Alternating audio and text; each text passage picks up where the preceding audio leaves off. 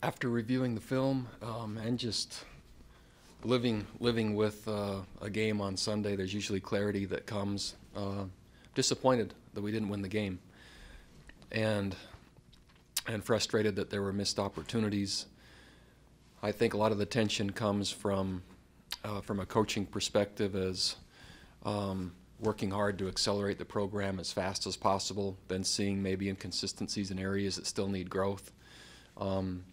I think the gap has been closed from our game against Indiana a year ago to this one.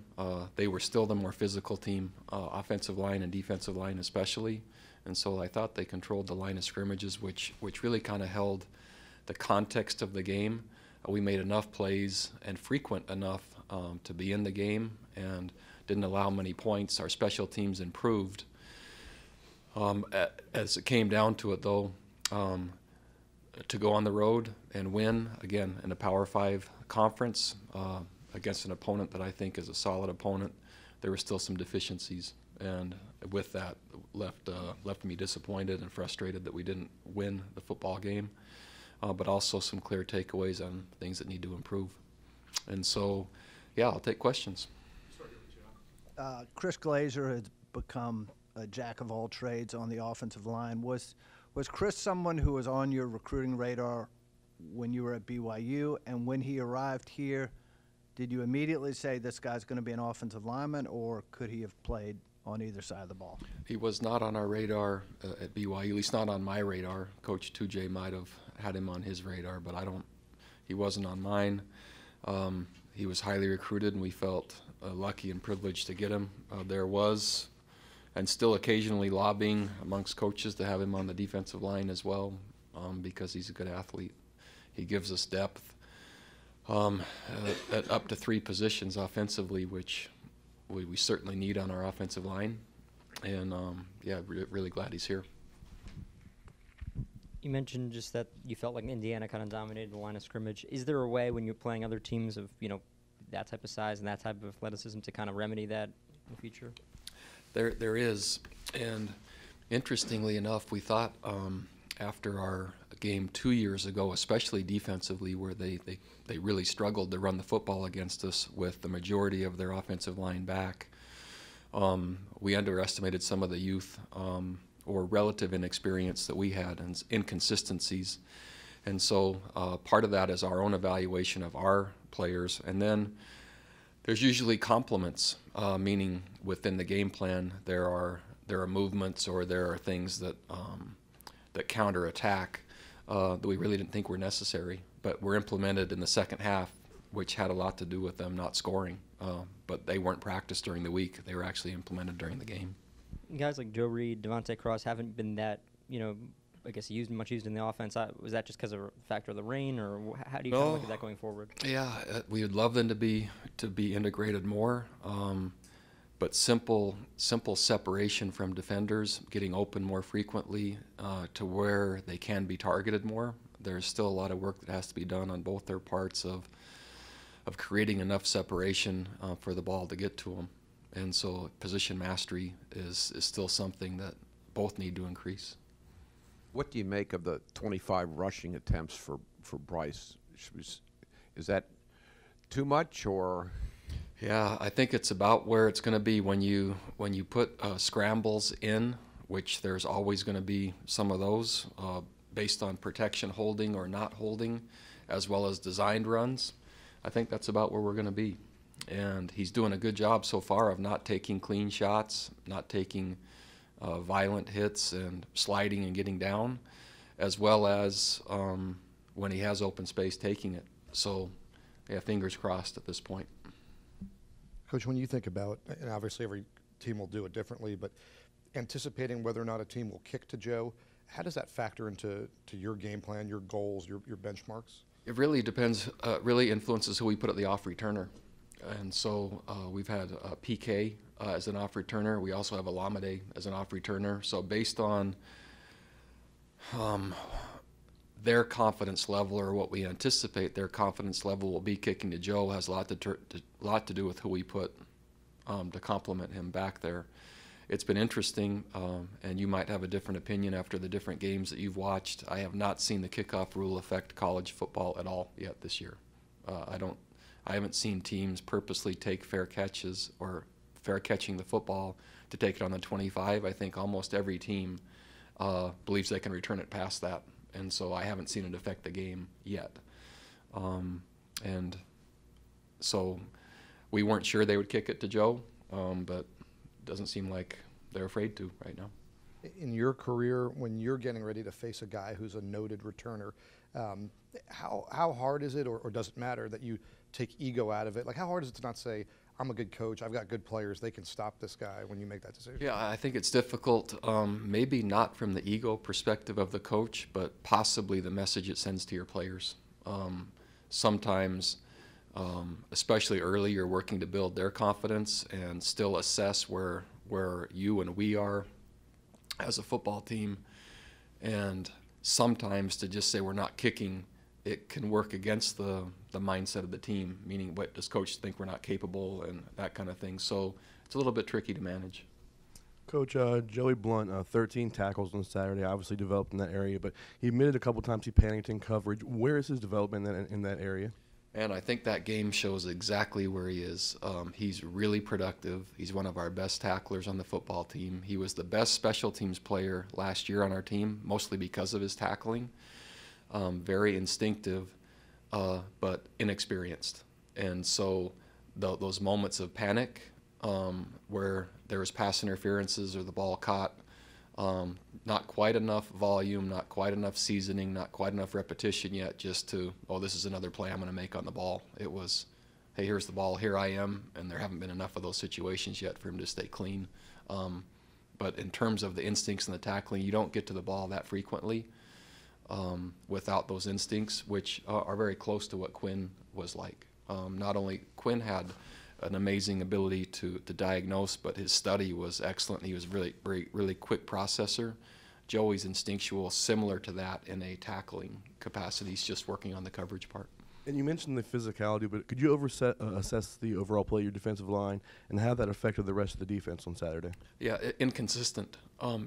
So Richard Burney is becoming a bright spot, so he's improving and improving rapidly. Eli was where he was supposed to be when he was supposed to be there the majority of the time, but between Burney developing, Mandy developing, Jordan Redmond and Aaron Famui, there was enough inconsistencies up front to then have the backers be inconsistent off the front's fits, which usually then meant there was one gap to be found, and the running back with a little bit deeper set and out of pistol was finding that. The inconsistencies, when I say gap integrity, that just means we could be one gap off, and they found that gap frequently, and that usually was because the defensive line was off a gap, which meant the backers then were off a gap, which then led to yardage. And plenty that didn't have to be there. Another question on Chris. He's one of several Polynesian players on the team. When you came here with your staff, did you think you'd be able to make inroads in that group in recruiting the way you have? You know, we really didn't anticipate, nor was it a point of emphasis. We were surprised that there was a willingness based on what we had done at BYU and existing relationships for coaches in Hawaii and families to want their sons to play for us. We thought it was too far, just matter-of-factly. But what we found is after some visits, even with players not coming, the word was back that that it's an amazing place. They already knew about our staff, and so what we're finding is for the right player and the right fit, this could be a really good place, and so that's how it's starting. Coach, I don't know if you know this or not, but there's a hurricane coming in this direction. There's no water in Richmond right now. How will you guys do anything differently this week preparing for what looks at least at this point to be another washout kind of game for you? Will you do anything differently, and does that change your preparation at all this week? We'll just practice outside every chance we get. We've been doing that consistently offensively, so anytime there's inclement weather, our defense practices inside and our offense practices outside for the ball handling, which I think it affects that side of the ball more. And man, we've already had a delay, and now it's just a kind of a torrential downpourish type of game, so that should help prepare us as well. You know, we've got 2 under our belt already, and not to make light of it nor the potential damage that can come. We'll just be outside in the elements again. Coach, you mentioned the inconsistency on the defensive line and some young guys there. Any update on Dylan and how his progress is going? Yeah, Dylan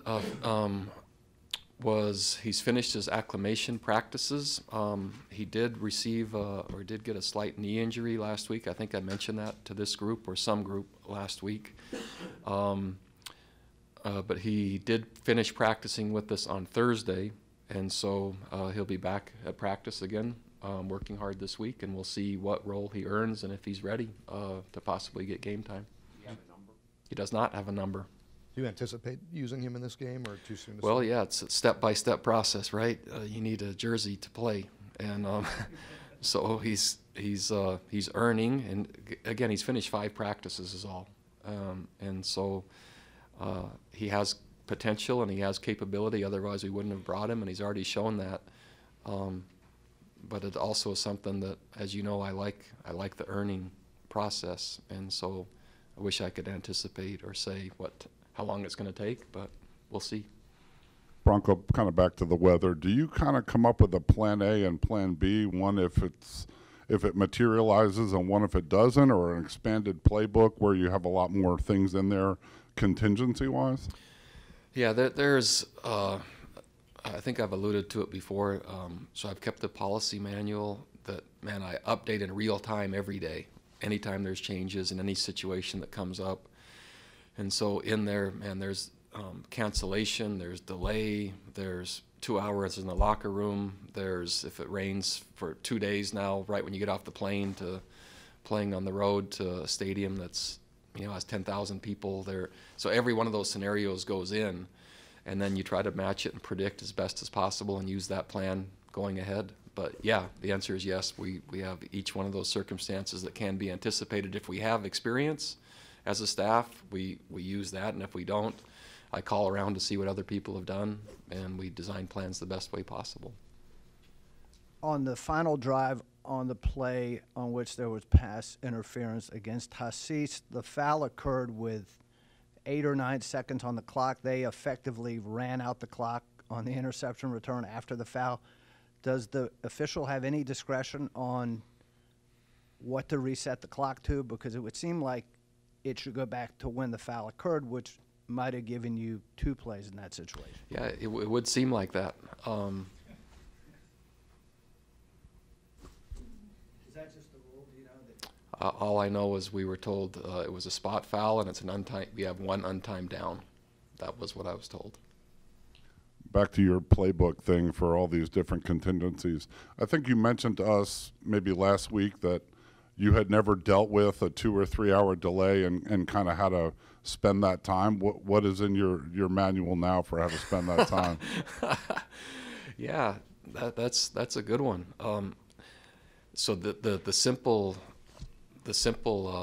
reference point is like you're at the hotel, where taking off your shoulder pads and taking off your gear, and then once we get the okay of what time frame might be, then starting that process all over again, as if we're now recreating, right? Because there's oscillation within energy, and we work to manage that as best as possible, and we've learned there's triggers to that. And simply by taking equipment off, there's a natural decline in that energy and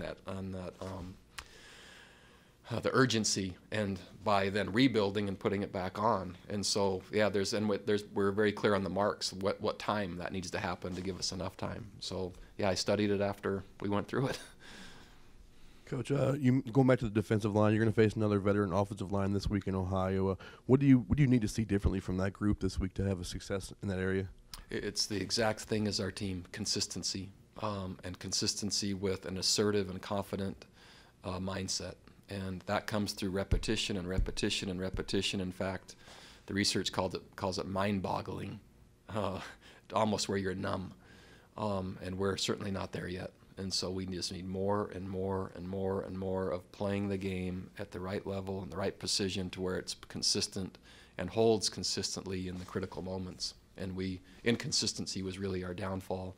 Again, not by points given or yielded, but simply by our opponent being able to hold on the ball and affect the clock. They played two quarterbacks in the opener, I guess one for a quarter and then benched him.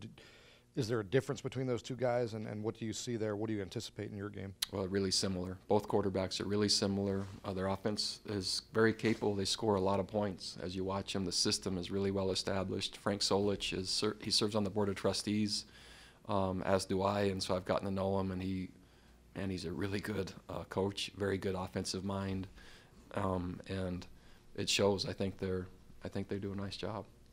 Get into my second question, which was how well do you know Frank? Have you coached against him at any point? I haven't, but we've served on the board for, well, he's been on it the entire time that I've been on, and he usually sits, there's Cutcliffe and there's Fitzgerald, and he kind of usually sits one chair away, so we've been talking distance frequently.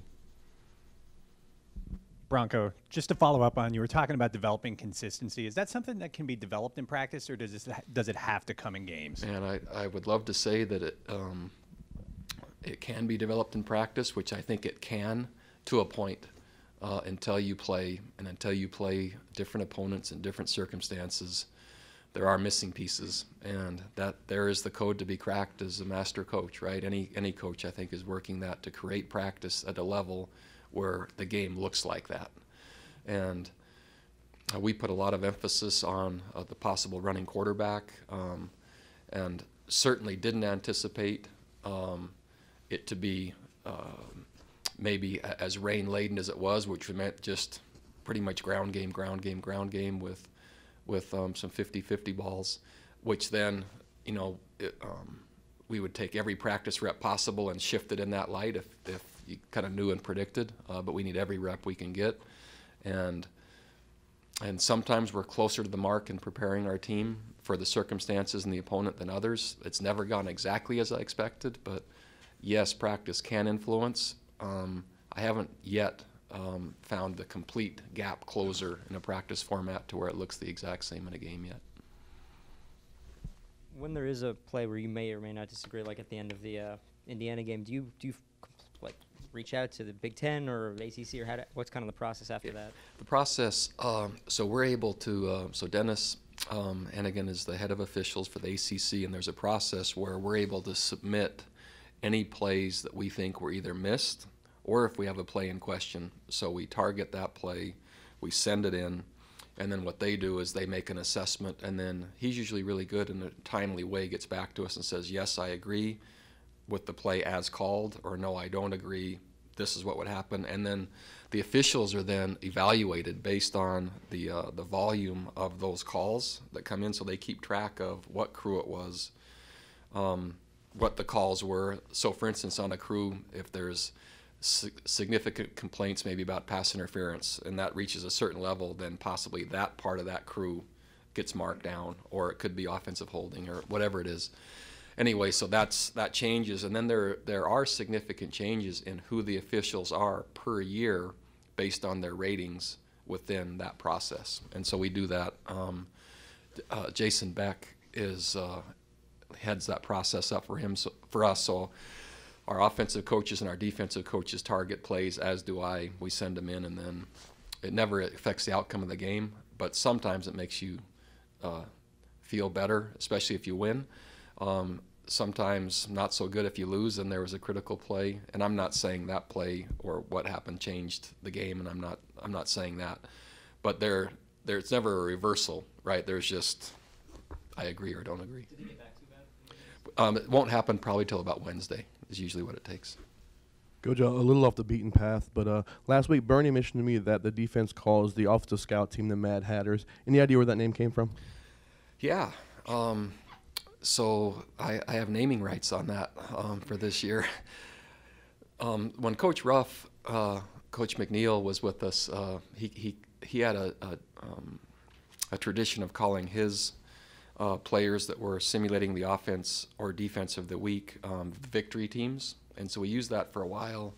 But if you've watched us practice or seen any of it, they're not the pennies you wear anymore. They're these stretch over hats, and when we pull them over, they're the color of our opponent. And so And you hear frequently, get put on the hats. And so we like the idea as a developmental program of a mindset, and there's a scoring system for them to build a culture where, and we think you have to be a little bit angry that you're not playing, and a little bit of your chip on your shoulder that you have something to prove.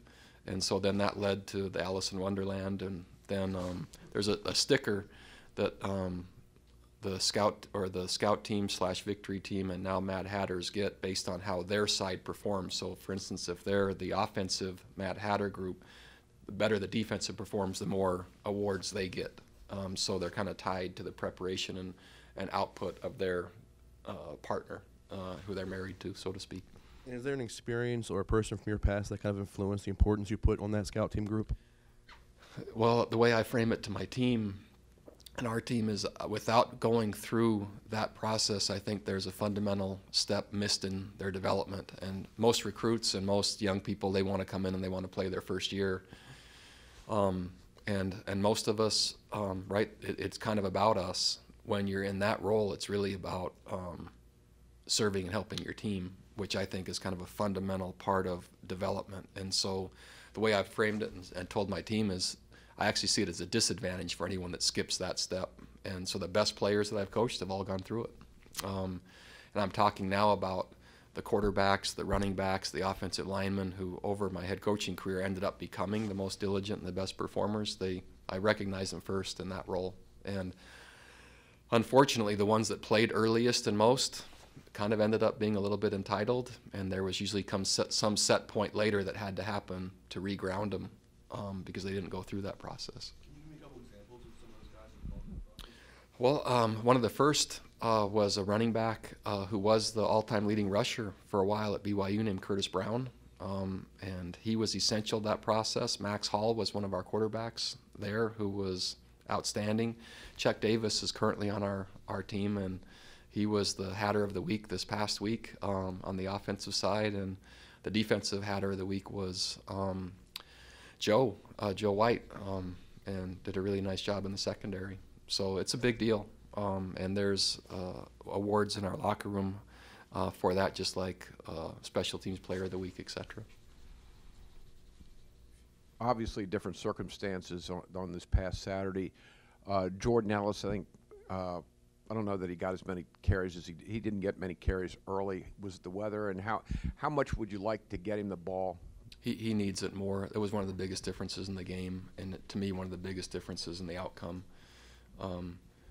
Without establishing Jordan and having that presence of getting yards whenever we gave it to him, it put stress instantly on Bryce, which then moved to other positions, which made us less consistent. And so we need more touches and we need a bigger presence. Do you have an ideal number out there? I don't, but ideal yards. Anytime he's under 100, not enough. Coach, on your depth chart, R.J. Proctor's still not there. Definitely played on Saturday. How close is he to 100%, and where do you see his place now going into game week? Yeah, Coach Tujay would be better to answer that. He did play kind of as a testing the waters, and but I can't speak enough in terms of knowing exactly where he graded and exactly how that came out. And I haven't talked to Kelly yet on how and if there was any re-injury to it yet. So I'll have to leave that one for Garrett. I know the weather probably was a factor on Saturday, but based on what he did in training camp, had you hoped that Tavares Kelly would have had a larger role in the offense to this point? Yeah, from what I saw in training camp, I would have expected more production through 2 games than what's happened so far. And so we're still looking for that and to find the right niche, the right touches, the right role, the right usage, because capability was shown in training camp. And so, yeah, we still haven't dialed that in quite tight enough yet. Any other questions? Oh, here you go, Mike. I saw the story about you guys also using the mouth guards, the concussion-proof mouth guard. Do you know much about that? What can you share about that? Just I care a lot about player safety, and I think over my career, and maybe this is normal for any head coach, maybe as a young assistant, and it was just kind of less concern for the individual and more driving the culture and just more and harder and better. And the impact now when I see someone with a concussion or an ACL or a labrum tear in the shoulder, it just over time it bothers me more, hurts me more, and is more lasting, and I don't like it. And so, yeah, anything that I can do to partner to get more information and data to make the game better, which part of better is safer, then we're willing to do. Have you had to pull people out so far because of feedback from those particular?